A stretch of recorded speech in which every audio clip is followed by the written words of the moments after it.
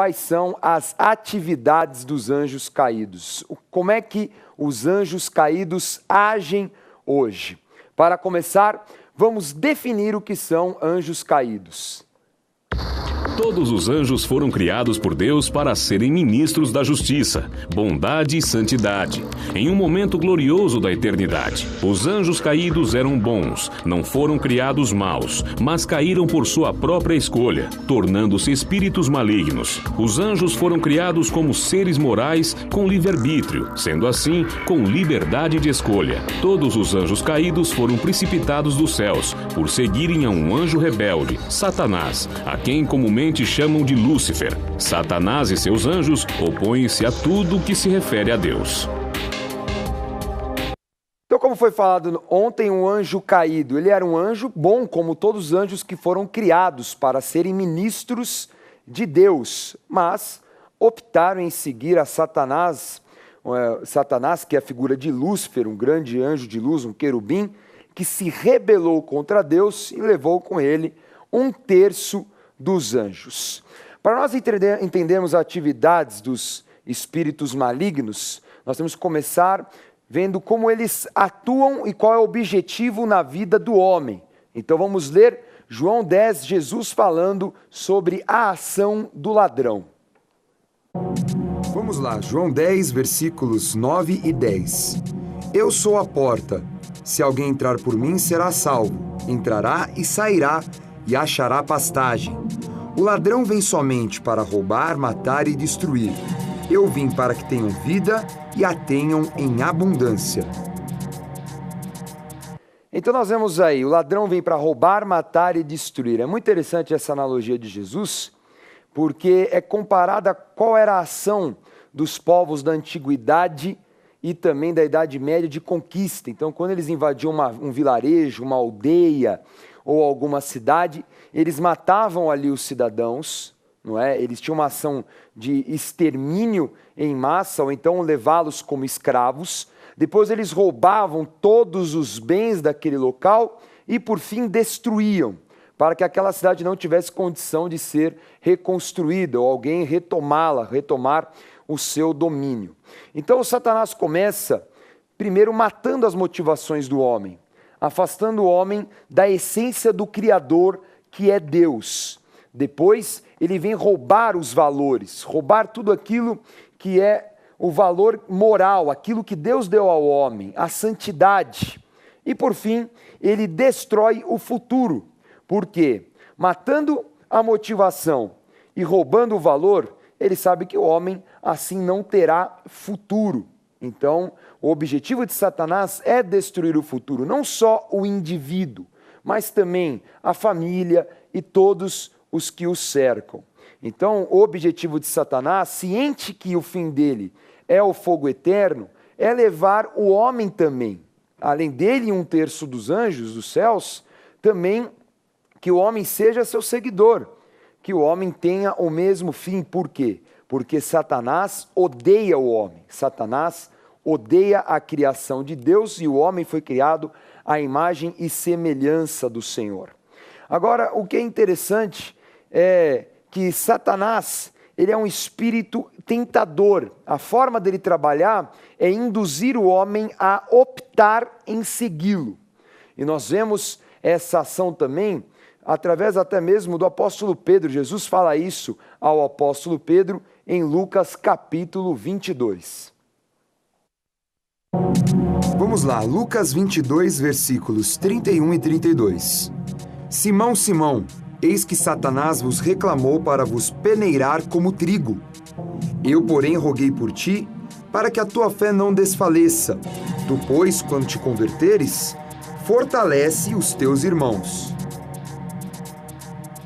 Muito bem, então Jesus está falando aí sobre a estratégia de Satanás, né, de tentar, de roubar ali os discípulos. E é usado o termo peneirar. O que é isso? Por que usou esse termo? É o termo peneira mesmo, é sinion zomai, que é peneirar. Então, o que era? Havia uma requisição sobre o apóstolo Pedro e o Senhor intercedeu por ele. Alguma habilitação espiritual contrária, Pedro tinha dado. E o que ocorre? Ele seria peneirado, chacoalhado na sua estrutura, e a gente vê que isso ele passa mesmo, né? Mais à frente, a gente percebe que pelas atitudes dele, né? Porque Pedro era muito impetuoso, o apóstolo Pedro, e a sua impetuosidade muitas vezes criava problemas sérios, né? E habilitava o mal. E aqui então nós vemos que ele foi peneirado, foi tratado, né? Obviamente Jesus intercedeu para que ele não caísse da fé, a coisa era feia ali, Olha né? só. Mas nós percebemos que esse peneirar nada mais era que chacoalhar, que é o que o inimigo quer fazer, né? E ali houve a intercessão direta de Jesus para que na imaturidade Pedro não fosse roubado. Agora, o que aconteceu, em muitas tentações a Bíblia fala, podemos enumerar muitas aqui pessoas, começando por exemplo em Gênesis 3, quando a serpente tentou a Eva, e depois nós vemos até a condição da Eva e de Adão como pecadores, né? Como pessoas que infelizmente atenderam ao desejo do inimigo, e depois vem Jesus na esfera como Paulo trata de um espírito vivificante, e que assim ele também foi tentado no deserto depois de um grande período de jejum, mas ele venceu Satanás, venceu e deu autoridade ao homem e fala: homem, você também pode vencer a tentação do inimigo. Então, que em nome de Jesus ele só tente e não consiga. É verdade. E o interessante de tudo isso, né, que Pedro recebe, né, de Jesus uma palavra, né? Quando você se converter, quer dizer, quando você voltar à tua maturidade espiritual, à condição correta, porque o peneirar dele era isso. Nós vimos que Pedro chega a negar Jesus, né, diante de uma empregada, diante do primo lá de Malco, quer dizer, ele toma atitudes contrárias àquilo que era o seu chamado, né, quer dizer, coisas assim, flagrantes, né? E logo depois Jesus falando isso, acho que ele achou, né? Imagina, eu me converter, eu sou Pedrão, né? Imagina. E depois a gente vê que a impetuosidade dele também era proporcional, naquele momento, à imaturidade dele. Mas glória a Deus que Jesus intercede nessas horas, né? E é interessante que Satanás também tem uma outra esfera de ação, que ele finge ser algo bom só para atrair e seduzir. E na verdade depois acaba trazendo um grande roubo. Vamos ver isso em 2 Coríntios 11. Vamos lá. Segunda carta aos Coríntios, 11, versículos 14 e 15. E não é de admirar, porque o próprio Satanás se transforma em anjo de luz. Não é muito, pois, que os seus próprios ministros se transformem em ministros de justiça, e o fim deles será conforme as suas obras. Então essa é a passagem, né? Se finge como anjo de luz, é engraçado até porque Lúcifer é tratado como um anjo, né? Portador de luz, né? O termo Lúcifer, né? Estrela da manhã, como nós falamos na última aula, mas se finge ser algo bom. E é exatamente esse tipo de manipulação do anticristo, né? E do falso profeta, de enganar, às vezes até realizando sinais. Você vê por aí pessoas que até realizam sinais, mas que não são de Deus. Por isso que João fala em suas cartas, para quê? Para provar se os espíritos procedem de Deus. Porque sinal, Satanás também pode fazer. Manipulação, Satanás também pode fazer. Então Satanás é um espírito enganador, falsificador e até imitador. Você até, por um momento, acha que é bom, se acha até, nossa, mas aparenta ser santo, mas não é. Às vezes é algo cheio de religiosidade, cheio de engano, não é? Então, fuja do engano, não é? É por isso que cada um será julgado pelas tuas obras. Os frutos de Deus são frutos limpos, santos e permanentes. Esse é um detalhe importante. Inclusive, Dani, aqui ele coloca algo que é um fator muito importante. Ele coloca aqui que até os seus ministros de justiça, quer dizer, às vezes nós até acreditamos na lei, até em termos daqueles que estão imbuídos dessa autoridade de justiça, e muitos não são justos verdadeiramente. Então a gente tem que tomar muito cuidado em quem a gente confia e ter esse discernimento, provar os espíritos mesmo. Satanás também é um espírito que semeia mentira. Vamos ver Atos capítulo 5. Vamos lá. Atos dos Apóstolos, capítulo 5, versículo 3. Então disse Pedro: Ananias, por que encheu Satanás teu coração para que mentisses ao Espírito Santo, reservando parte do valor do campo? Esse é um momento aí terrível, né? Que Ananias, em concordância com a sua esposa, fingiu ali, né, a Pedro e que não ia entregar toda a oferta, mas parte da oferta, ali uma manipulação clara daquilo que já tinha sido consagrado a Deus. Agora, aquela ação, na verdade, é fruto de uma semeadura que já estava no interior de Ananias e Safira. Então, eles, nessa concordância, nada mais demonstraram aquilo que já estava no coração, que o inimigo já tinha semeado essa mentira. Então nós temos que tomar muito cuidado, porque o pecado, ele começa na mente, no interior, nos desejos. Tiago trata como a cobiça. Infelizmente, Ananias e Safira acabaram por sucumbir, se entregaram, né, ao pecado conscientemente, à mentira.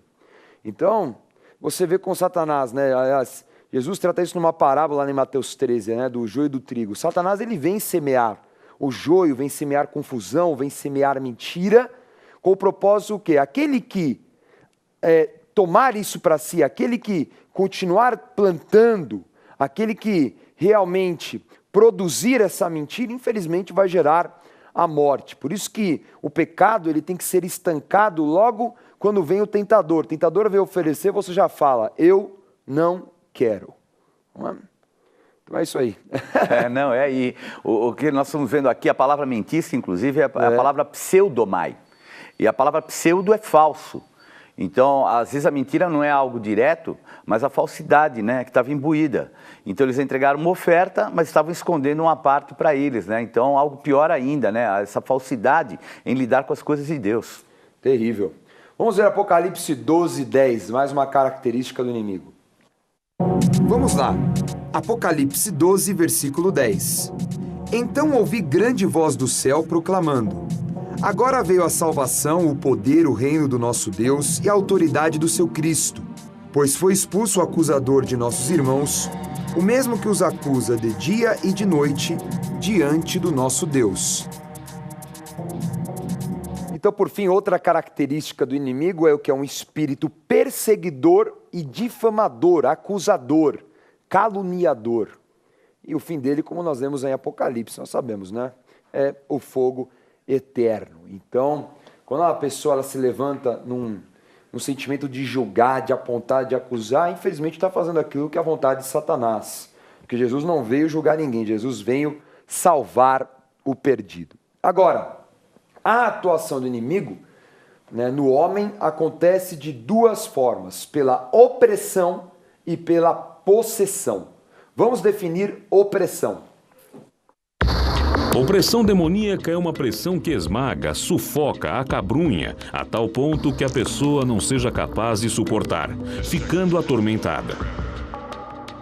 Um sinônimo simples para opressão é tormento, né? Pessoa atormentada por demônios, por pensamentos, por sentimentos. Vamos ler isso como exemplo, Lucas 6, versículos 17 e 18. Vamos lá. Lucas 6, versículos 17 e 18.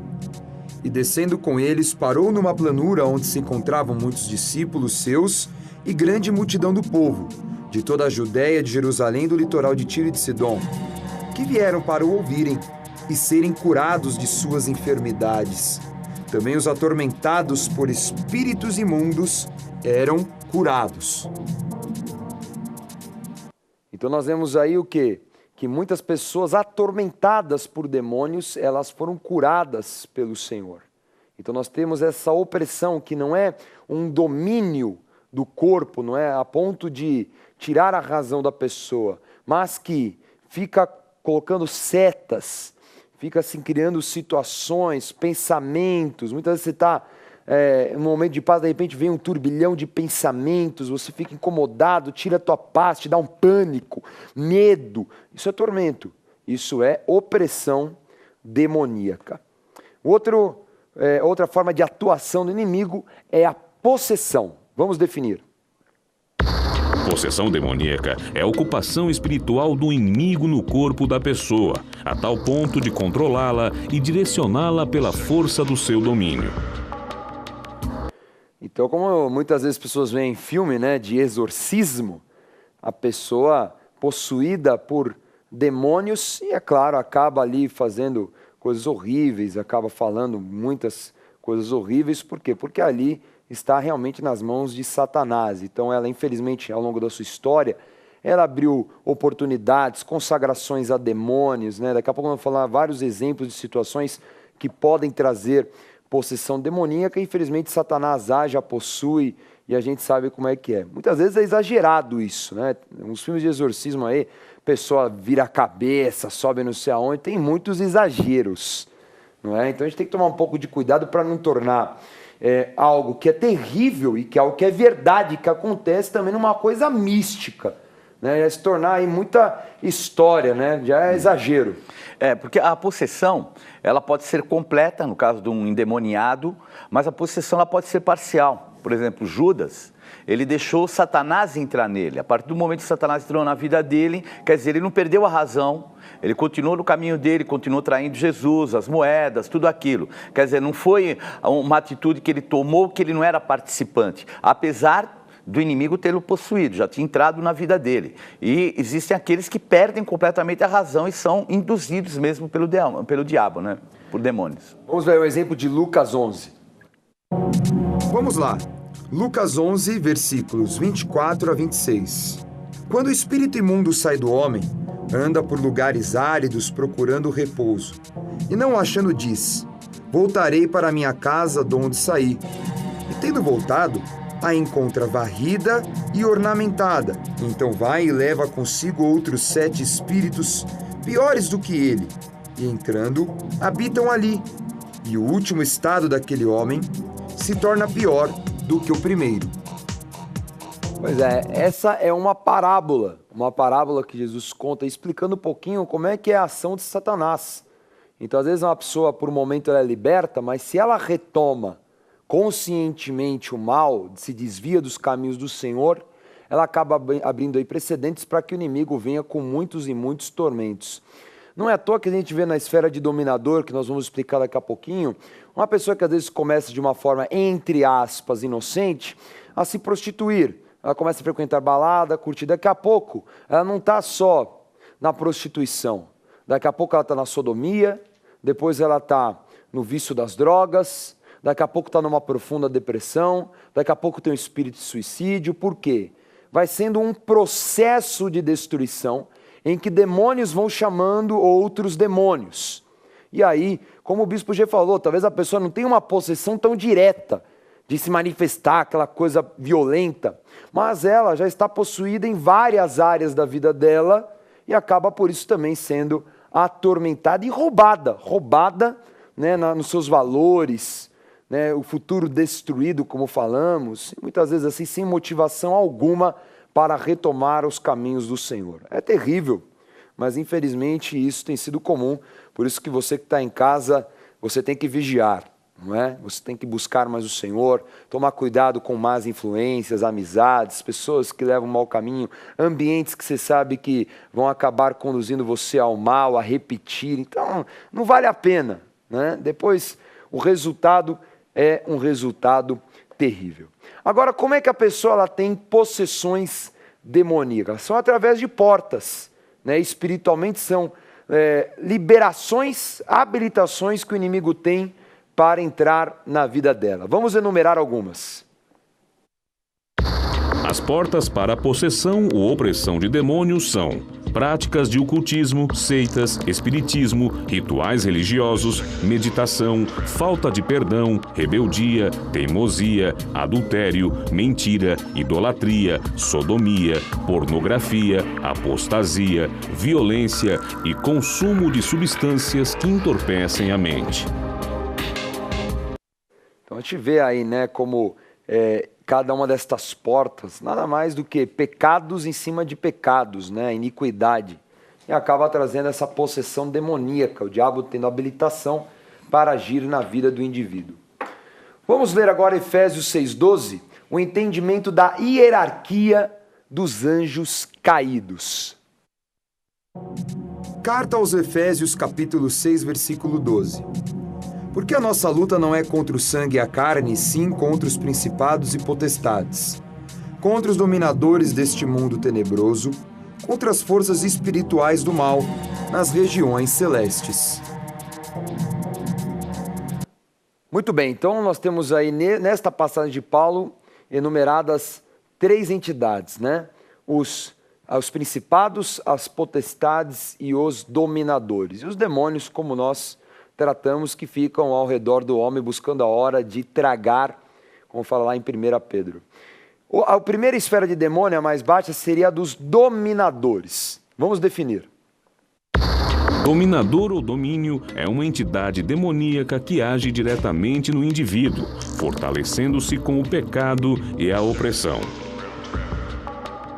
É como se fosse um hospedeiro, né? É igual aquele filme do Alien. Né? Então o dominador, ele meio que se alimenta, né, do pecado, das malignidades do homem. E realmente acaba conduzindo o homem a fazer mais, a pecar mais, induz o homem. Como é que é essa palavra domínio, como nós lemos aí? Essa palavra é o cosmocrator. Então, cosmo é nesse mundo e krator é aquele que exerce uma força. Então, nada mais do que alguém que nesse mundo exerce um senhorio. Um outro termo usado para dominador é a palavra kiriote. Kyrios é a palavra senhor no grego. E kiriote é aquele que exerce o senhorio. Então, é uma entidade que age no mundo numa esfera mais pessoal. Então, não é, por exemplo, uma entidade que ocupa uma determinada região. Nós podemos chamar de espíritos, né? De demônios, entidades mais pessoais, um espírito de enfermidade, um espírito de adultério, de prostituição, que dá na esfera pessoal para se guerrear, para você jejuar, combater, repreender e assim por diante. A esfera superior que vem na sequência são a das potestades. Vamos lá. Potestade ou poder é uma entidade que influencia um grupo de pessoas ou um território, manipulando com um sentimento comum. É interessante, como se fosse um chefe de domínios, não é? Mas é uma situação assim tão terrível, porque na verdade coloca um sentimento comum nas pessoas, num grupo ou num território. Então você vê às vezes as pessoas com as mesmas práticas. Você vai às vezes a um bairro da tua cidade e você vê que todas as pessoas ali, elas têm um local onde usam drogas, ou um local onde tem muita morte, onde tem muita violência, ou um local que tem muita prostituição. Então você vê que é um sentimento comum. Satanás é induzido pelo mesmo pecado um grupo de pessoas. E a palavra potestade aí, Bispo G? A palavra exousia, governo. Então, nada mais é do que uma entidade que governa um segmento social, um segmento cultural. Por exemplo, né, você vai na Cracolândia. A Cracolândia tem uma potestade do vício. Isso é sensível. Você chega ali, você vê que não é somente algo que é um demônio pessoal, mas ali já existe uma, entre aspas, essência. Então, há ali um governo, um domínio exercido naquela região de acordo com aquilo que é um fator cultural. Isso é importante, cultural, social. Às vezes, por exemplo, um principado uma potestade de violência que age numa determinada esfera. Vamos dar um exemplo, né? Pessoas que gostam de armas de guerra, e aí formam grupos de mercenários. Então, os mercenários são um exemplo, né? Que vem muito nos Estados Unidos. Existem ativistas, pessoas que recebem para guerrear, o gosto deles é guerrear. Então, a potestade que age naquela, vamos dizer assim, naquela comunidade, naquele grupo de pessoas e traz o mesmo tipo de influência. Então, às vezes você vê num determinado grupo assim, eles falam da mesma maneira, o sentimento é igual. Não é algo assim que a pessoa aprendeu. É algo que é uma essência espiritual que induz, que controla, que domina a pessoa, né? Por isso que é chamado um governo. E algo tão impressionante que quem já evangelizou, por exemplo, pessoas que são usuários, eles têm assim o mesmo discurso. É muito parecido. Talvez assim com histórias diferentes, mas o discurso é o mesmo, porque é a influência de demônios. Vamos definir agora principado. Principado ou príncipe é uma entidade que influencia uma sociedade ou um grande território, sendo o chefe dos demônios. É fortalecido pela destruição oferecida pela cultura desta nação. Então, o principado é como se fosse o poderoso chefão, né? Ele acaba chefiando todas as potestades e dominadores, demônios, enfim. Mas é algo assim de uma proporção muito maior. Até a questão de ser um príncipe, né? Algo de realeza, né? E algo que assim tem um domínio sobre uma sociedade inteira, uma nação, uma cultura. E, como falou, se alimenta de cultura, não é? Porque cada cultura tem a sua própria forma de prestar culto, né? Sua forma de economia, de educação, e é isso que vão diferenciar os principados, né? Mas muitas vezes a parte religiosa é quase que a mesma, né? O engano é quase que o mesmo. Então, é o termo arqué. Então, quando a gente fala arcanjo, o que é um arcanjo? É o vosso príncipe. Lembra que em Daniel, nós vemos que o anjo do Senhor vem e fala, ó, a não ser vosso príncipe, que nada mais é do que o arcanjo Miguel. Então, o arqué é o príncipe, é o principal. Então, é como assim, seria o cabeça, né? A palavra hierarquia, como nós falamos, a hierarquia, hieros, sagrado, arqué é o quê? É o domínio, é o governo, é o príncipe. Então, o principal, ele é o cabeça da hierarquia, então ele é colocado como principado. E a característica também é que ele se alimenta, entre aspas, não só das características pessoais das pessoas, mas da veneração, da adoração. Então entra um contingente religioso, porque os dominadores e também as potestades, elas entram numa condição mais social. Agora o principado não, o principado tem muito do lado da adoração, da veneração. Então isso há um dado muito importante que a gente tenha entendimento, né? Por isso só pode se vencer com a igreja. E tem mais, por último, né? Bestas. Vamos definir. Besta é uma entidade demoníaca das mais poderosas, sendo chefe de principados e tendo domínios universais. O livro de Apocalipse trata destas figuras como manipuladoras de todo o planeta. Muito bem. Então, a figura que aparece no livro de Apocalipse, né, que retrata, assim, algo de esfera mundial, como anticristo, falso profeta, né? Então, assim se comporta a hierarquia do mundo celestial dos anjos caídos. É interessante como são muito territoriais, não é? Até porque a palavra fala que o mundo jaz no maligno. E a besta é o termo teros, terion, que é nada mais do que um animal mesmo, né? Então, nós vemos no exemplo, claro, em Daniel, as 4 bestas, né? Os animais que a Bíblia fala lá são térios, é o mesmo termo que besta no Novo Testamento. E no Apocalipse a gente vê as 2 bestas, nada mais são do que de uma esfera, como você colocou, é um domínio mais mundial, é um pouco mais global e ele tem um referencial muito ligado àquilo que é a história do homem. Então tem esse contexto que é um contexto muito acima do cultural, que ele também é marcado por época. Sim. Como foi Babilônia, como foi Pérsia, né? Como foi a Grécia, né? Domínios universais. Isso. Que nasceram como principados de uma cultura e de repente, né, uma estrutura assim muito mais influente, né? Acho que talvez, por exemplo, a Grécia, que talvez foi a mais agressiva, que impôs a cultura sobre todos, né? Então é impressionante. Por fim, o fim de Satanás, né? Vamos ver Apocalipse 20 em diante. Vamos lá. Vamos lá. Apocalipse 20, versículos 1 a 3 e 10. Então vi descer do céu um anjo. Tinha na mão a chave do abismo e uma grande corrente. Ele segurou o dragão, a antiga serpente, que é o diabo, Satanás, e o prendeu por 1000 anos. Lançou-o no abismo, fechou e pôs selos sobre ele, para que não mais enganasse as nações até se completarem os 1000 anos. Depois disto é necessário que ele seja solto por pouco tempo. O diabo, o sedutor deles, foi lançado para dentro do lago de fogo e enxofre, onde já se encontram não só a besta, como também o falso profeta, e serão atormentados de dia e de noite pelos séculos dos séculos. Muito bem, isso aí é o fim de Satanás, não é? E um estudo que fala sobre Apocalipse é escatologia. O que é isso, Bispo G? Escatos, coisas do futuro. Então, escatologia, logia é estudar, né? Ensino. Então, escatologia é nada mais do que estudar aquilo que é o futuro, baseado na palavra de Deus, né? Então, aí mostra todo o contexto, o final do inimigo. E uma coisa muito importante é que hoje Jesus tem a chave da morte numa mão e a chave do inferno na outra.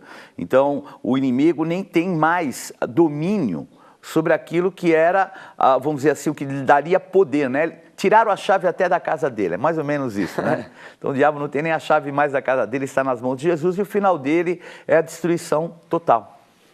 Vamos agora revisar a aula de hoje, atividades dos anjos caídos. Na aula de hoje estudamos sobre as atividades do inimigo. Satanás trabalha para matar as motivações, roubar os valores e destruir o futuro. Satanás é um espírito tentador, enganador, falsificador e até imitador. Satanás é um espírito que semeia mentira, é perseguidor e difamador.